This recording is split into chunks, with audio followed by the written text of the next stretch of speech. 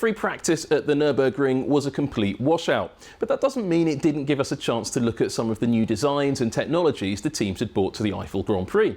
And I thought, looking back at the history of the old Eifel the old famous race that went back to the European Grand Prix Championship, the precursor of the Formula One World Championship before the Second World War, I thought where better to start than a multiple winner of the Eifel Mercedes-Benz, also their home race. And Mercedes brought along two different options of front wing to the Nürburgring.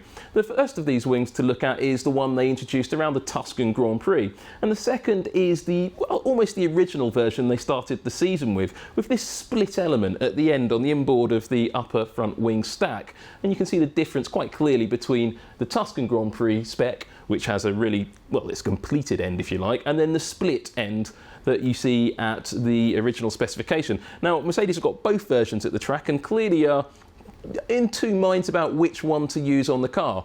When the cars were in the garage in Free Practice 1, both of them had the Tuscan Grand Prix style front wing, but on the racks outside the garage they had this original specification as well. It's not clear what they'll use in qualifying and the race. I guess we'll have to find that one out tomorrow. Moving on, Mercedes weren't alone in bringing a new front wing to the race. Ferrari, their aerodynamic troubles continues. A little bit more about their development woes in a little bit later. But they too had a new specification of front wing as they try to understand the airflow around the front of their car. They've been struggling with it all season and it still doesn't seem to be working quite right.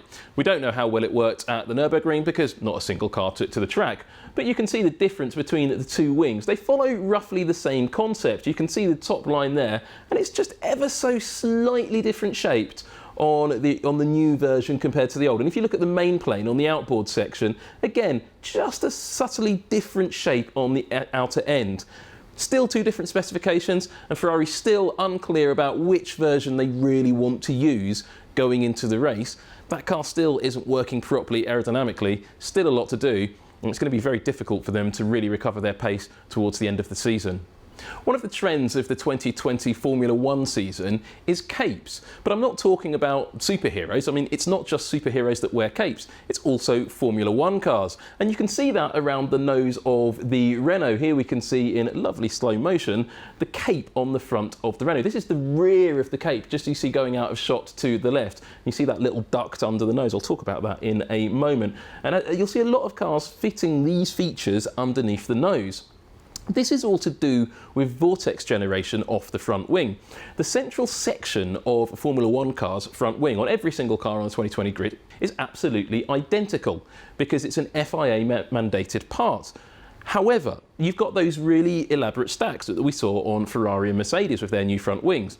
The gap between the end of those stacks, the outer edge of the nose, and that much flatter FIA specified front wing section generates a big vortex that goes back through the car, quite often called the Y250 vortex. That's because it's 250 millimeters from the center line of the car. That vortex has a key role in the aerodynamics all around the barge boards, the floor of the car and around the side pods. It's absolutely critical getting that working right. Get it wrong and your car is really going to lose performance. Now, there's various ideas on how you can best optimize that flow underneath the nose of the car, and that's why you sometimes see a lot of development in that area, in little holes and slots and turning vanes. That's crucial to the way these cars are working at the moment. I don't think it's going to be a major factor on the 2022 cars rather. The rules have changed, of course, due to the pandemic. However, we've yet to see how those cars are going to develop. But everybody is essentially copying Mercedes, who introduced the concept at first. And the Mercedes cape was the real originator of the concept. And now about half the field, maybe slightly more of half the field, have copied this concept to a greater or lesser degree. There's been a lot of interest on the internet in the last few days about Red Bull's front wing. Well, it turns out that interest is not just in the virtual environment. There's distinct interest in the Red Bull garage in their own front wing. Take a look at this, something we spotted in the cancelled free practice sessions at the Eifel Grand Prix. In the FIA's mandatory camera housings, where you normally get your onboard cameras from, Red Bull have fitted to their car these rapid prototype pods. These are not the pods that are manufactured by Formula One here at the Media and Technology Centre. This is something Red Bull's made themselves. And the cameras you see in those pods, they're not the broadcast cameras that you get your onboard footage from. This is something different. Did a bit of digging into this, and these cameras are actually something called a Mobius Maxi camera. And as far as I could gather from quick Googling, they're actually designed as dash cams to record accidents and get your car insurance quotes down. But they have a very good record for recording high-speed footage. And if you look at the angle of these cameras, they're pointing out to look at the outboard section of the Red Bull front wing. And that could only mean they're really looking at one thing. They're either looking at something they've mounted on the wing that may move with the airflow, so they could study that. Could be flow-vis dye, and they can watch that move back over the wing in real time. Or they could be looking at front wing deflection. Red Bull, of course, won't be giving us that footage to have a look at what their front wing's doing, but it's very interesting to see that Red Bull are studying their front wing in this way. It might be something that the teams do quite a lot of, but I've never seen the pods like that with the cameras exposed, so I thought I'd show it to all of you. Formula One engineers and mechanics have a very long history and a slightly spotty history of coming up with really silly names with different parts of the car. There's cake tins, tea trays, and today we're going to talk about monkey seats. The term actually originated at the Honda F1 team in about 2007-2008. And what it described was a little winglet that sits above the exhaust tailpipes, or at the rear of the car. At the time, the exhaust tailpipes weren't there. You can see here on the rear of the Renault have brought along a new monkey seat style winglet underneath their T-wing, which you see quite often.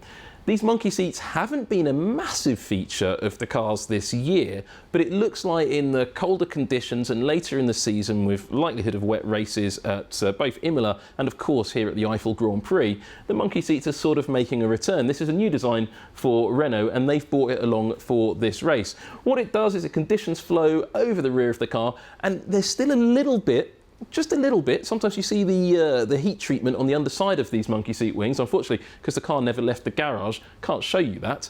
But it just shows that they're still learning a little bit of how to optimise that exhaust plume. Earlier in the season, we could show you with the heat haze how aggressive that exhaust plume is on some of these cars. Well, this is the team still trying to play around with the airflow just in the centre of the car. Quite an interesting thing.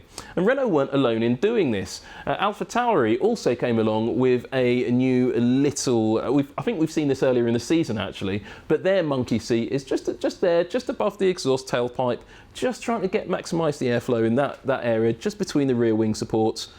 Little tiny details like this though do make a big difference to the overall performance of the car.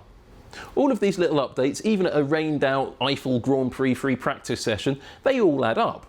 But sometimes we make this show and there's lots of little details, little bits of carbon fibre here and there and everywhere. But what does it all mean when you add it all together? Well, we can actually show you the development race in real time. I noticed this graphic that went out on the world feed of a rained out practice session earlier on.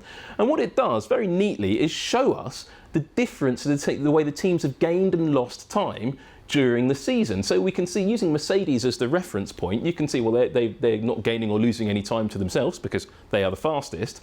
But you can see that Red Bull are slightly improving through the season. Renault have made a big improvement. Racing Point, they're improving slightly slower. That's not a surprise when you've got a car that's largely a copy of last year's Mercedes. The development scope of the car is much smaller, so they're probably going to fall back if they keep that approach going on into 2021 with the new Aston Martin.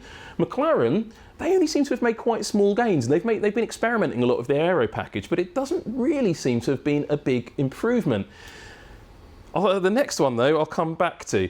AlphaTauri, they've had a little bit of an improvement as well, almost half a car length the way they've displayed it here.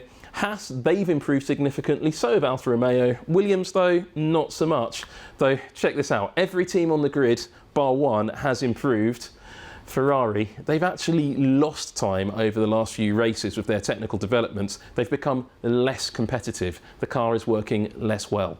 That's really bad news for a team, because even though they may not be improving the car constantly, they're losing time to their rivals as well. They're going the wrong direction. It's really bad news for Ferrari.